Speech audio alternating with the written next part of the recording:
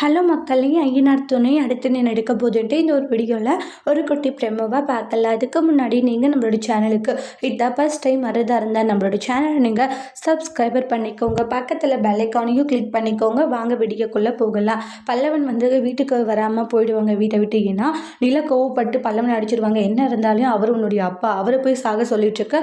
இங்கே பாரு, இப்படியெல்லாம் பேசாது சரியா, அடிச்சிருவிட ரஸ்கல்ன்றாங்க.